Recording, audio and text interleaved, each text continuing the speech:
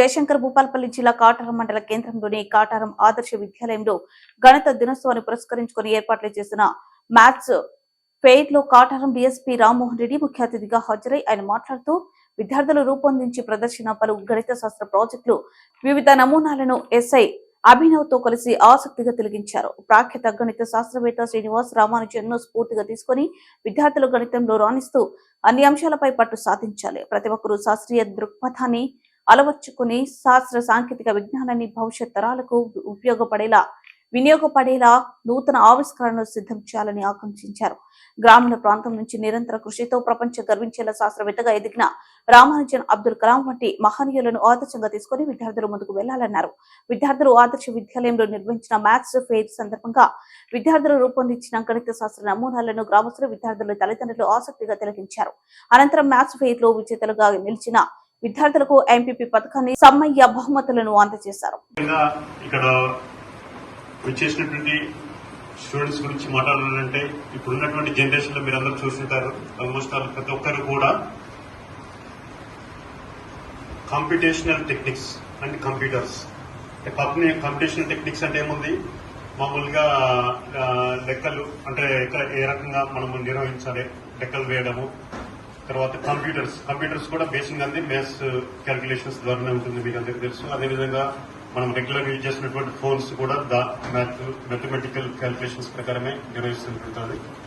తర్వాత ముఖ్యంగా ఏంటంటే ఇప్పుడున్నటువంటి పరిస్థితుల్లో ప్రతి ఒక్కరు కూడా ఫోన్స్ అండ్ కంప్యూటర్స్, తర్వాత ల్యాప్టాప్స్ ఇవన్నీ కూడా సిస్టమ్స్ బాగా యూజ్ చేస్తున్నారు. ఈ క్రమంలో ఏంటంటే సరే మనం టెక్నాలజీని బాగా నేర్చుకుంటున్నాము. నేర్చుకుంటున్న క్రమంలో మనం చాలా అడ్వాన్స్ అవుతున్నాం మనం అనుకుంటున్నాం, కానీ మెమరీని చాలా లాస్ అవుతున్నాం. ముఖ్యంగా ఏంటంటే ప్రతి ఒక్కరు చూడండి, మీరు ఇప్పుడు ఫోన్స్ లో ఉంటుంది, ఫోన్ నెంబర్ ఉంటుంది. ఫోన్ నెంబర్స్ అందరికీ కూడా ఫోన్స్ యూజ్ చేసినటువంటి స్టూడెంట్స్ అందరూ కూడా వాళ్ళు నెంబర్స్ నోటికి ఉండదు. ఏముంటుంది, ఇక్కడ ఫోన్ బుక్ ఉంటుంది. ఫోన్ బుక్ లో చూసి నేమ్ చేసి సెర్చ్ చేసి నేమ్ ని మామూలుగా డయల్ చేస్తుంటారు. కానీ నెంబర్స్ ఎంతవరకు గుర్తుంటున్నాయి అనేది కూడా మీరు చూసుకోవాల్సి ఉంటుంది. కాబట్టి ఏంటంటే ఇప్పుడు ఉన్నటువంటి టెక్నాలజీ ప్రకారం ఎక్కువ మటుకి మనకి నెంబర్స్ ఎక్కువ గుర్తుపెట్టుకోవాల్సినటువంటి అవసరం లేకుండా అయిపోయింది. కానీ దానివల్ల మనకి చాలా నష్టం జరుగుతుంది.